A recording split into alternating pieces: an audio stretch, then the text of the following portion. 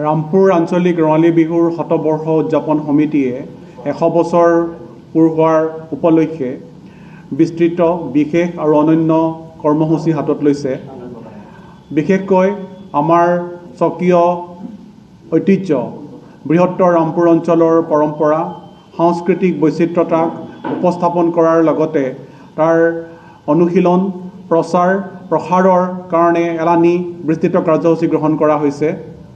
আমাৰ ৰামপুৰ অঞ্চলৰ লোক পৰম্পৰা লোকশিল্প আৰু লোককলা যেনেকুৱা চৈতালী নাম ওজাপালি ঢুলীয়া চাৰ্কাছ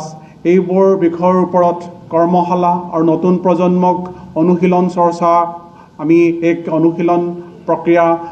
উদযাপন সমিতিয়ে আৰম্ভ কৰিছে আৰু লগতে এই বিহুৰ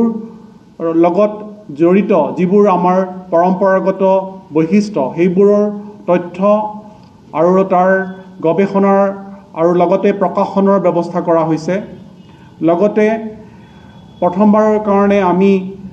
সম্ভৱতঃ অসমতেই প্ৰথমবাৰৰ কাৰণে গৰু বিহুৰ দিনা আমি আনুষ্ঠানিকভাৱে গো সেৱা আৰু গো আমাৰ যিটো ধোৱা কাৰ্যসূচী তাত আমি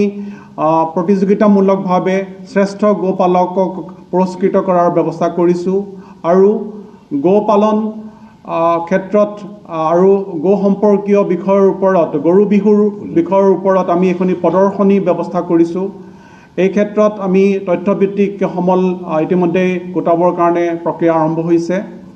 লগতে সদৌ অসম ভিত্তিত আমি পুৰুষ আৰু মহিলাৰ মাৰাথন দৌৰ প্ৰতিযোগিতা আৰু সদৌ অসম ভিত্তিত মুকলি বিহু প্ৰতিযোগিতা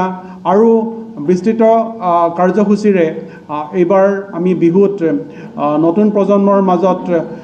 প্ৰবন্ধ প্ৰতিযোগিতাৰো আয়োজন কৰা হৈছে আৰু এখনি তথ্য সমৃদ্ধ স্মৃতিগ্ৰন্থ প্ৰকাশনৰ ব্যৱস্থা কৰা হৈছে। মূলতঃ আমি এই উদযাপন সমিতি যিহেতু আমাৰ 100 বছৰ পূৰ্ণ হৈছে গতিকে এক শতিকাজোৰা যি ৰঙালী বিহু উদযাপনৰ পৰম্পৰা ঐতিহ্য আৰু সাংস্কৃতিক বাহক তাৰ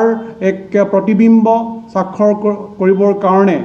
এইবাৰ শতবৰ্ষ সমিতিয়ে এই ধৰণৰ ব্যাপক অভিনৱ আৰু অনন্য কাৰ্যসূচী লৈছে আৰু ৰাইজৰ সহযোগিতা আৰু আশীৰ্বাদ কামনা কৰিছে।